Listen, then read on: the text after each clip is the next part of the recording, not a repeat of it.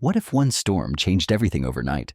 What if a single gust of wind could erase entire towns, lives, and memories?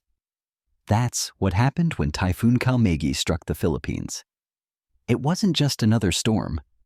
It was a test of strength, faith, and unity for millions of Filipinos who woke up to find their world turned upside down.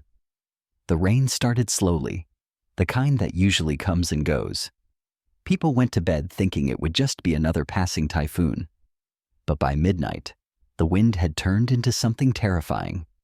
It screamed through the windows, ripped off roofs, and snapped trees like matchsticks. The power went out, and everything turned black.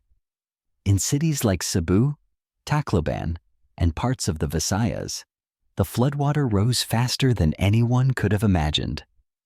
Within minutes, streets became rivers, homes became islands, and entire communities were swallowed by water. People climbed onto rooftops, clinging to whatever they could find, waiting, hoping someone would come. Typhoon Kalmaegi's winds tore across the country, leaving behind destruction so massive that even seasoned rescuers said they'd never seen anything like it. Over 100 lives were lost, and many more were still missing. Families searched through piles of debris, praying to find someone alive. Mothers wept as they held on to soaked photos of their children, the only thing left of what once was a home. You could hear the cries of people calling out for loved ones through the night, the sound echoing through flooded streets. Soldiers and rescuers risked their lives to reach isolated towns. Boats became lifelines. Volunteers passed food hand to hand in waist-deep water. Everyone worked together, strangers helping strangers, because in that moment, no one cared about where you came from or what you had. What mattered was survival. One story stood out. A young mother, barely 25, stood holding her baby on the roof of her broken house for 2 days before being rescued. She said, "The storm took everything from us, but it didn't take our hope." That kind of spirit is what makes the Filipino people incredible. Even in disaster, they rise again. But the question remains, how many times can a country rebuild before it breaks? Typhoon Kalmaegi wasn't just another natural disaster. It was a warning. Climate change is no longer a debate. It's here and it's hitting harder than ever. Storms are getting stronger, flooding is becoming deadlier, and the people who suffer the most are often those with the least. In some areas, entire villages were wiped away. Schools and hospitals stood under mud and debris. Roads collapsed, bridges disappeared, and power lines dangled dangerously above flooded streets.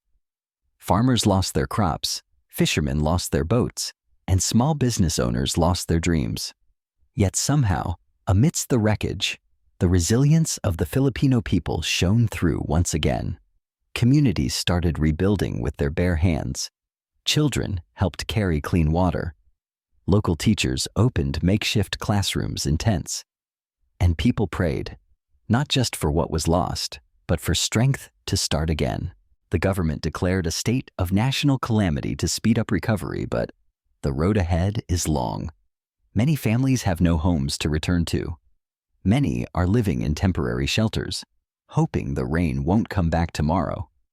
For those watching from afar, it's easy to scroll past another disaster headline. But behind every number, every death toll, every damage report, there's a face, a story, a dream that was cut short. Imagine losing everything you've worked for in just one night. Imagine your home being gone, your memories washed away, your future uncertain. That's the reality for thousands right now. So, what can we do? First, remember that awareness saves lives. The Philippines experiences dozens of typhoons each year. Preparation isn't optional, it's survival. Always listen to weather alerts. When you hear evacuation orders, don't wait. Move to higher ground. Don't risk it. Pack an emergency kit with essentials: water, canned food, flashlights, medicine, and important documents in waterproof bags. Charge your phones before the storm. Stay connected. Stay alert. After the storm passes, be cautious. Floodwaters can be full of sharp debris, broken glass, and even live wires. Diseases can spread easily in dirty water, so always boil or treat water before drinking. If you're safe, check on your neighbors. Sometimes, help doesn't come from rescue teams. It comes from the person next door. And finally, don't lose hope. Every storm that hits the Philippines also reveals its biggest strength: its people.